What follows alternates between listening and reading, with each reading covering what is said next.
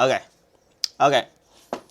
So, in this video was like wanted to talk about why I'm starting to learn more about Christianity. So I started to learn more about it a little over a month ago, right? And if you guys know me, you guys following along with the channel, it's only got like 38 subscribers. But if you've been following along, you know that I'm on self-improvement, self-improvement journey, whatever. You guys know, right? If you're in the self-improvement space, you know that the book, The Way of the Superior Man, it's a very good book for young men, right? And yeah, so I study this book a lot, right? And basically, I've been seeing a bunch of connections. Like I've been piecing it together, and there's a lot of connections between the self-improvement things and what I'm learning in Christianity. Basically, there's so much like things that woven, whatever, right? So I just want to talk about it. You guys can like click off the video, who cares? But like, yeah. So for example, self-improvement. You guys know Hamza. He's a cult leader, and if y'all know, some people think religion is a cult. There's one piece of the puzzle. Okay, not piece of the puzzle, but one thing that's similarities. Right? There's a lot of similarities.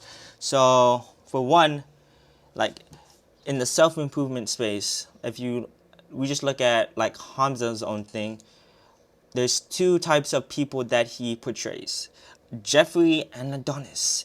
Jeffrey is the guy that does all these bad habits, video games, junk food, all the bad stuff. And Adonis, everybody aspires to be like Adonis because he's doing all the good stuff. He's done the bad things though, but he's learned from it and does all the good stuff, from working out, exercising, meditating, and it's not, he doesn't get mad at people, he learns to express himself in a very loving way. He knows how to communicate and everything like that. So he's the guy aspires to be.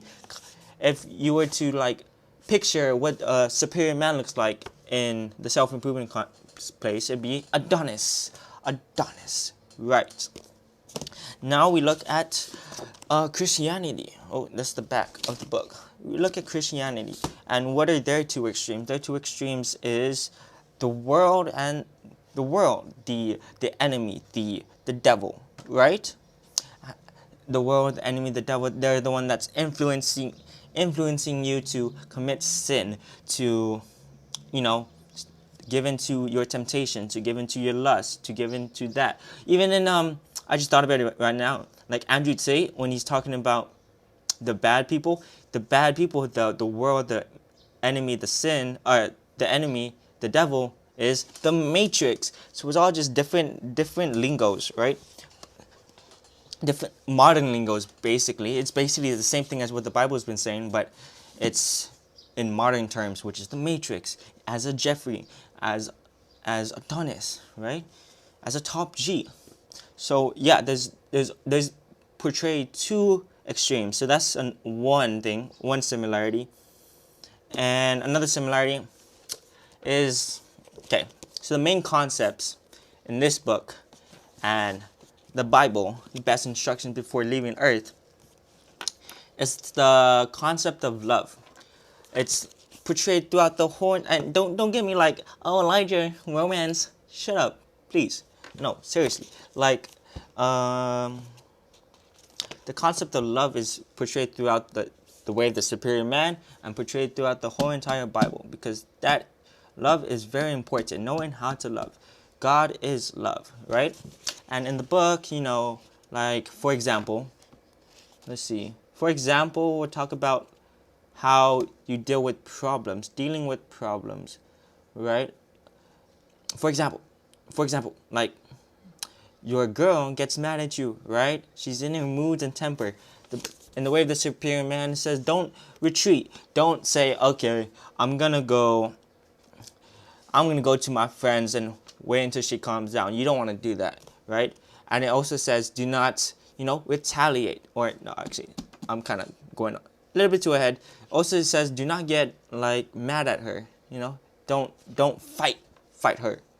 So that's what the way the spirit man says. It says to instead you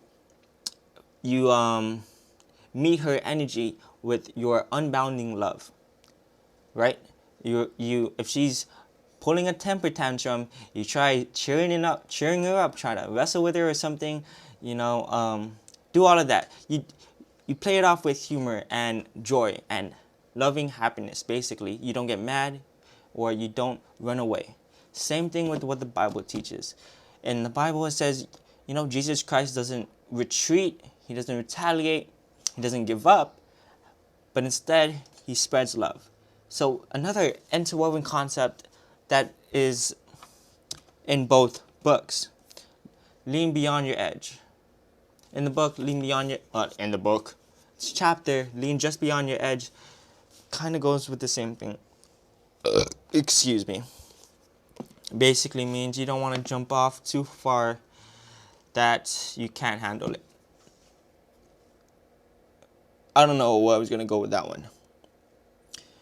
Okay, so I had some, I just wrote down one word, okay, because I kind of don't like making scripts and stuff. There's a big difference though. One difference that I found was in the concept of lust, right? Over here in the way of the superior man, it says that your lust, I just saw it, bro. Oh, there. Turn your lust into gifts. So basically, it was saying, in the way it explained it, from my understanding, is that, your lust is like sexual energy, right? So if you can turn that lust into your energy and use it throughout your day, then it's pretty good. But don't give into it, don't give into it and yeah, you know what I mean. Okay, and okay, this is from my understanding. Okay, so still from the way of the superior man, I don't think it's saying that you should, or most definitely saying don't watch porn, don't watch the sites, right? But use that lust you get from seeing, and turn it into energy. But in the Bible, it says that God has made humans we're able to fight the devil, combat the devil, hand-to-hand combat. But when it comes to youthful lust, you must flee. You must run away. I forgot where the verse is, so I might be wrong. But yeah, it says to run away. Do not give in. You cannot combat lust because there was another. See, I only just recently started studying it, so I can't quote Proverbs 3 verse 10. Okay, I can't quote it, but it was dang it, I just lost it. Oh, it was, you cannot be in a, there is hold on. You cannot be alone with the opposite sex for an extended amount of time without committing sexual immorality. Basically means that sooner or later you are gonna give into the lust. You are going to give into lust, basically. So that was a good concept to expand. And we all know, if you're in the self-improvement space, you know about NoFap and all of that and the dangers of the sites, so you know how bad that is, and you know how maybe if you tried it, it's kind of weird if you tried it, but no, it's not weird. You probably tried it. Okay, I'm weird, but you try to stop watching the site, right, and stop wanking, right? It's weird because some girls are watching this, and stop watching, please. But basically, you can't quit wanking if you're watching the site still, if you know what I mean. If the longer you watch the site, you're going to give in. You're going to give in no matter what.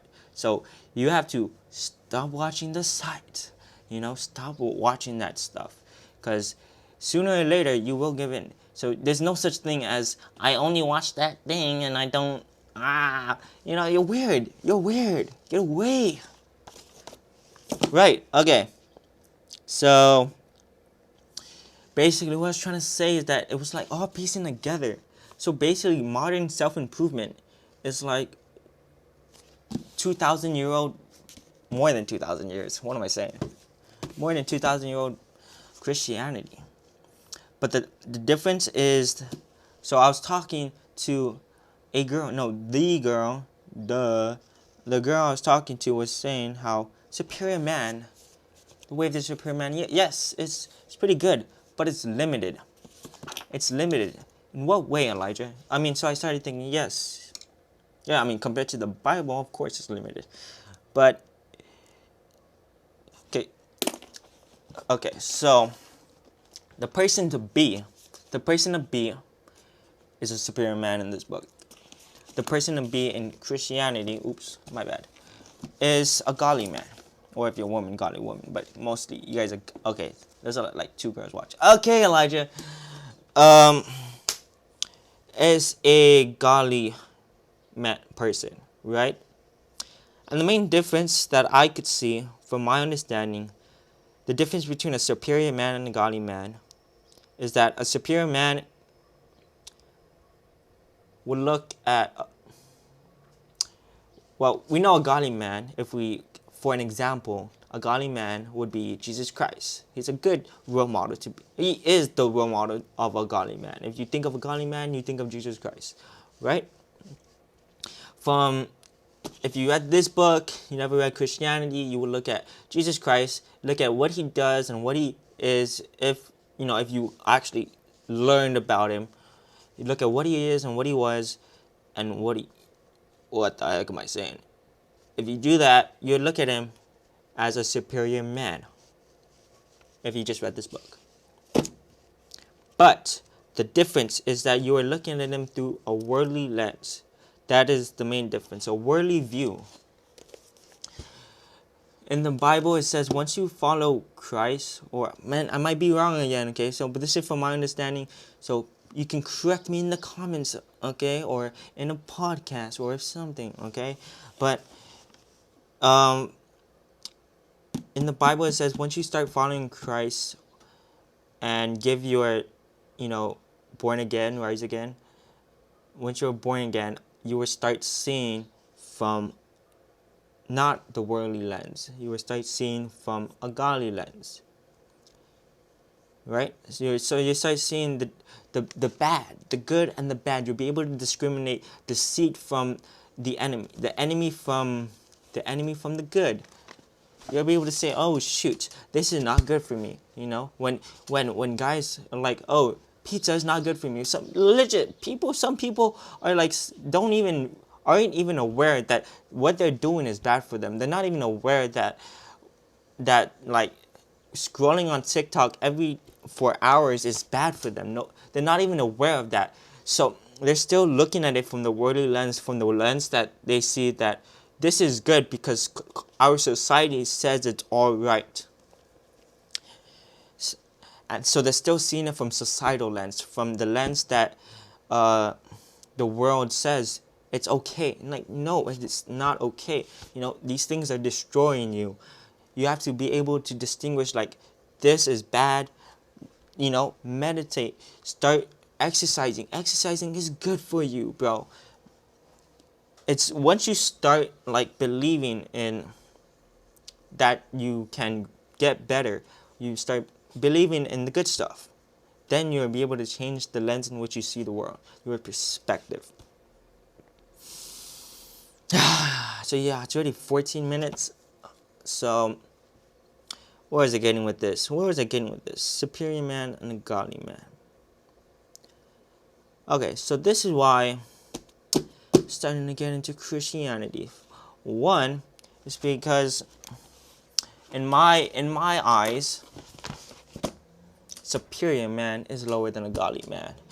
Not that we're ranking people, but in the way that it is much harder to stay on the godly path than it is to stay on a superior man path. And as a young man, we like taking the hard route, don't we? Right?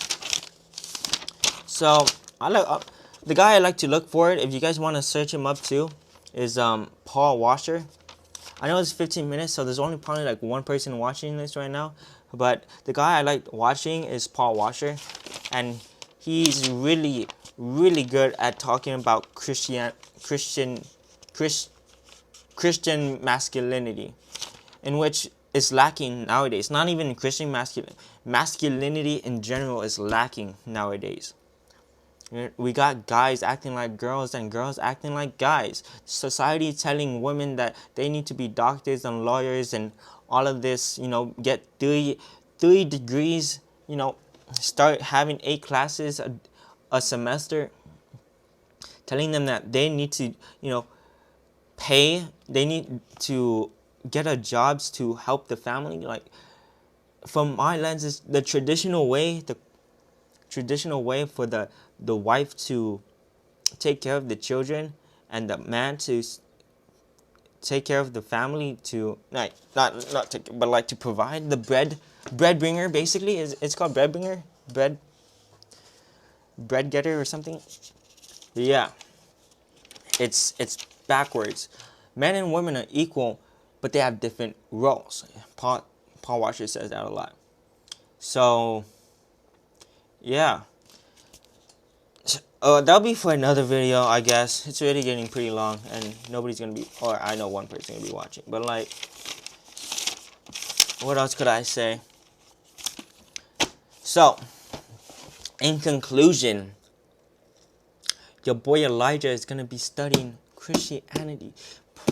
Be a preacher? Probably not, but studying the scriptures, because we have a role model, Jesus Christ. We want to follow in the Lord, because like, life is about relationships, life is about love, right? Woo woo. Anyway, so Christ-like character. That's what I wrote down. Christ-like character. Integrity, forgiveness, love, all of that stuff. Don't expect people will accept you. Oh, that's another thing. Paul Washer said. Well, Paul Washer. And if you're a Christian, like a full-fledged, going all in into your Christianity, not one foot in, one foot out, not a lukewarm Christian, right? If you're all in, you're gonna stick out like a sore thumb. If you follow every aspect of your life, follows the scripture, you're gonna stick out like a sore thumb. It's the same thing with the person on self-improvement, right? If you're the only guy that's not playing video games, not watching the site, not going out and drinking with your friends because that's bad for you, you're gonna stick out like a sore thumb. So that's another similarity I found. See, it all just pieces together. Like, if anything, the self-improvement is derived from Christianity, the teachings of Christianity, because it's honestly the same. Like, the principles and main concepts of how you should live your life is the same. So why not follow something that's been around for thousands of years? Why not follow the teaching of something that's been there for thousands of years? And it's much more than just the physical and emotional aspect of life, right? The worldly, materialistic things. It's actually much deeper, the spiritual aspect. So, your boy gonna be a spiritual voodoo magic. Okay.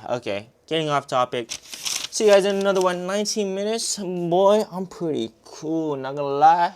Okay, see you later. Bye.